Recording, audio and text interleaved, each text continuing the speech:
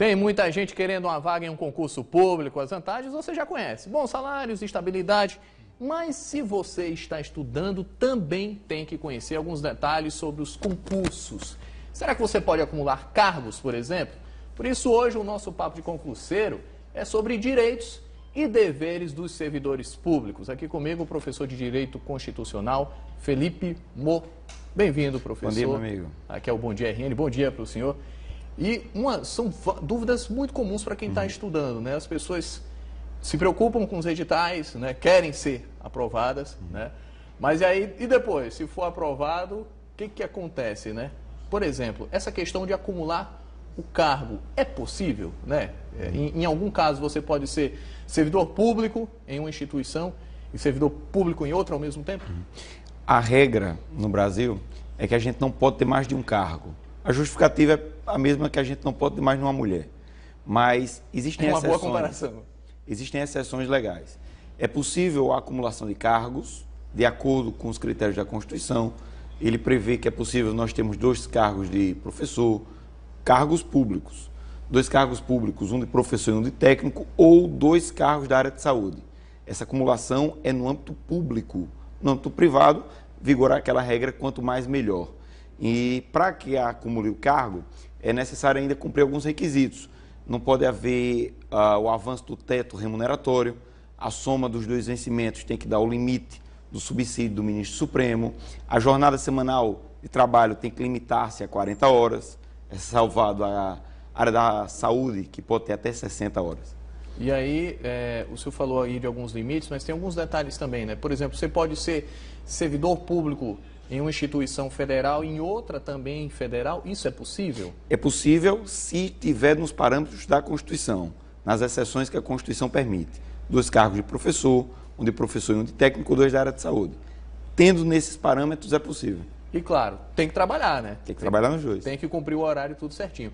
Inclusive, sobre esse assunto, né, as pessoas têm muitas dúvidas, os concurseiros, né, estão se preparando, como a gente disse aqui, a preocupação é ser aprovado. E depois, né, a gente ouviu alguns concurseiros, as dúvidas que eles têm. Vamos acompanhar aí já uma primeira pergunta? Meu nome é Luiz Gustavo Pessoa de Aguiar, estudo para concurso público há 2 anos e 7 meses. Eu gostaria de saber qual é o prazo mínimo, desde o dia que sai o edital até a data da prova. Uma reclamação de alguns concurseiros, né, professor, porque muitas vezes é muito rápido, né? É por isso que ele pergunta, prazo mínimo, né? Tem isso? Isso está previsto em lei? Existe um decreto federal que prevê que da publicação do edital à realização da primeira prova, há um intervalo de 60 dias, que pode ser diminuído. Por exemplo, no último concurso da Polícia Federal, do edital para a prova, tivemos um prazo de 45 dias. É por isso que não é recomendado ao aluno estudar após a publicação do edital. Dou um exemplo. Ele não vai ter tempo, na prática é isso. Perfeito. Vamos ter um concurso público muito grande esse ano, que é o concurso público do INSS. Dizem que é o maior concurso que o INSS já fez de uns anos para cá. Se o aluno deixar para estudar após a publicação do edital, a quantidade de matérias é enorme. Ele não vai ter como bater o edital todo. Por isso que o estudo prévio ainda é muito recomendável. E aí você tenta se embasar, né, pode-se dizer assim, pelos concursos anteriores, como esse do INSS. Agora, para deixar bastante claro, professor, existe uma recomendação legal de 60 dias que pode ser diminuído, mas não tem um mínimo, realmente pode-se chegar a um absurdo aí de 20 dias, por exemplo. Isso, algum parâmetro legal define um limite de bom senso para o coitado do concurseiro que está lá esperando e de repente, quando olha, a prova já está em cima? Não, o decreto federal é simples. Da publicação do edital, a primeira prova, 60 dias, mas pode ser diminuído. Podendo ser diminuído. A diminuição até agora já foi no máximo 45. E o que é bastante apertado, né? E tá aí, a gente repete a dica aqui mais uma vez. Estude, fique esperando o edital não, estuda aí, define um foco e continue estudando. Olha só, mais uma pergunta, vamos acompanhar. Meu nome é André Igor, estudei para concurso público por 3 anos para ser aprovado no cargo de Polícia Rodoviária Federal. Fui aprovado, fiz o curso de formação e estou aguardando nomeação. E também nos próximos dias eu vou ser convocado para o curso de formação da Polícia Civil daqui do estado do Rio Grande do Norte. Aí eu queria saber se o fato de eu fazer o curso de formação me dá o direito à nomeação do cargo. É um caso bastante específico e de concurseiro vitorioso aí, né? Vitorioso. Tá podendo, inclusive, escolher. Dá para fazer isso, professor? Não. Esse caso do André Igor, o André Igor foi meu aluno, foi um dos alunos mais brilhantes que eu tive. Ele passou no concurso da Polícia Rodoviária Federal, concurso concorridíssimo, fez o curso de formação, só que a PRF não nomeou todos do curso, nomeou só uma parte. Extremamente constrangedor, porque o aluno, para fazer o curso de formação, ele tem que abdicar de sua vida. Ele tem que sair do emprego, se ele tiver um cargo público, ele tem que deixar o cargo público. É um investimento muito alto. É um investimento alto. Durante o curso de formação, você recebe uma bolsa, que referencia a metade do subsídio. Só que o aluno, quando acaba o curso de formação, ele já está na expectativa de assumir. E a bolsa continua, por exemplo? Não, a bolsa encerra. Aí encerrou. Quando encerra a bolsa, a expectativa é que ele assuma. No caso da PRF, o curso de formação encerrou-se há meses. Foi nomeado a primeira leva e a segunda ainda não, justificativas orçamentárias. Só que a pergunta é, e quem tem família? E quem largou o emprego? E quem deixou um emprego público para... Investiu tão alto, Investiu tão alto. E aí ele vai ter que escolher o que é mais seguro para ele fazer? O que é mais seguro seria pedir uma licença para fazer o curso de formação. O problema é que essa licença, se eu tiver um emprego público antes é discricionária. O poder público não é obrigado a dar. O poder público dá essa licença se ele quiser.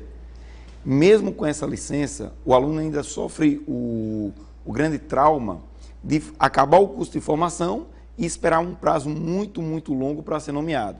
É tanto que a justiça Ele poderia entende... viver o mesmo problema que vive hoje com a PRF, então o ideal é esperar. O ideal é esperar. É isso. Mais uma pergunta.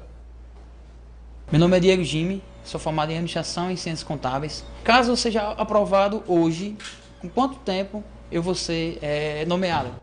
Prazo de novo e tem a ver, inclusive, né, com o caso anterior. E aí, professor? Não há um prazo para nomeação. O que a gente diz e tenta consolar o aluno é que, se você for aprovado em alguns critérios editalícios, você tem direito subjetivo de ser nomeado.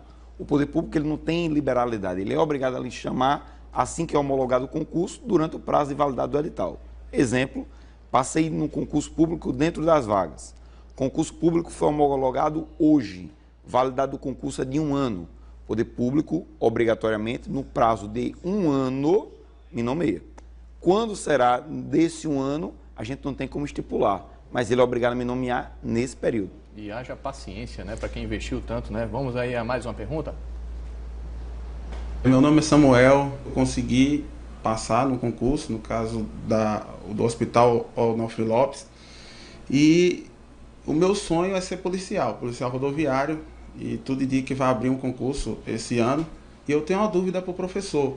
No caso, qual seria, se existe, a possibilidade de acumular cargos? Até a nossa primeira pergunta, né? Só para responder aí, em resumo, professor, dá para acumular em que casos? Só para resumir. Nesse caso do colega da pergunta, não dá. Por quê? Porque ele tem um cargo que não é técnico, é um cargo burocrático. Para assumir o cargo na Polícia Rodoviária, ele teria que abandonar o cargo dele para assumir o outro. As hipóteses de acumulação de cargo público são muito simples. 2 cargos públicos de professor, um de professor e outro de técnico, ou tão somente 2 da área da saúde. Não pode ser em áreas totalmente diferentes, né? E aí, a gente torce aí para que dê tudo certo para os concurseiros, né? Professor Felipe Moura, que é professor de Direito Constitucional, tirou as dúvidas da gente, algumas das várias dúvidas dos concurseiros. Muito obrigado. Bom dia para o senhor. Boa semana.